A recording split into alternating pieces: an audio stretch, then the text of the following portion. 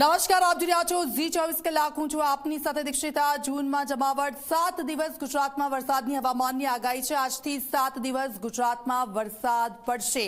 આજે મોટાભાગના જિલ્લાઓમાં વરસાદી માહોલ છે. દક્ષિણ, ઉત્તર અને મધ્ય ગુજરાતમાં વરસાદ પડશે. મોટાભાગના સ્થળોએ ગાજવીજ સાથે વરસાદ પડશે અને શરૂઆત આપ જુઓ થઈ ચૂકી છે. વરસાદી માહોલ લગભગ તમામ જગ્યાઓ પર છે. દક્ષિણ ગુજરાત પર વરસાદનું જોર વધારે જોવા મળી રહ્યું છે. સૌરાષ્ટ્રના વિસ્તારો છે ત્યાં પણ વધુ વરસાદ વરસી રહ્યો છે અને હજી પણ 7 દિવસ આ પ્રકારની પરિસ્થિતિ રહેશે. હવામાન વિભાગની આગાહી છે અને જે જિલ્લાઓ છે ત્યાં વહેલી સવારથી ધોધમાર વરસાદ પડવાની શરૂઆત થઈ ચૂકી છે. સુરત છે, વલસાડ છે, વાપી છે, ત્યાં મન મૂકીને મેઘરાજા વરસી રહ્યા છે અને તેના કારણે અલગ અલગ જગ્યાઓ પર પાણી ભરાઈ ગયા છે. બીજી તરફ સૌરાષ્ટ્રમાં પણ વરસાદી માહોલ છે અને હવે અમદાવાદમાં પણ અલગ અલગ જગ્યાઓ પર વરસાદની શરૂઆત થઈ ચૂકી છે. ભારે વરસાદ પવન સાથે વરસી રહ્યો છે અને આગામી 7 દિવસ વરસાદનું જોર વધુ રહેશે અલગ અલગ જિલ્લાઓમાં.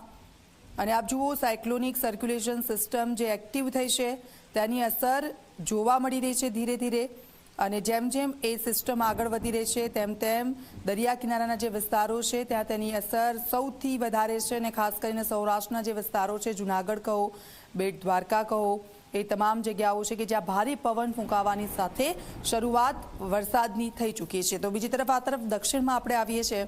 વલસાડ છે, વાપી છે, સુરત છે અને સુરતના અલગ અલગ વિસ્તારો છે ત્યાં વહેલી સવારથી જ ભારે વરસાદ વરસી રહ્યો છે અને તેને કારણે નીચાણવાળા વિસ્તારો સૌથી વધારે પ્રભાવિત થઈ ગયા છે.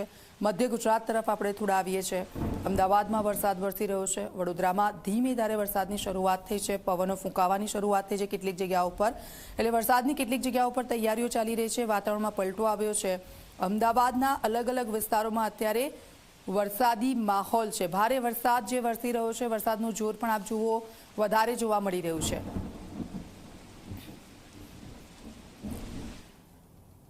તો અમદાવાદમાં શરૂઆત થઈ છે વરસાદની. ગોતા અને સાયન્સ સિટીમાં સૌથી વધારે 2.5 ઇંચ વરસાદ વરસ્યો.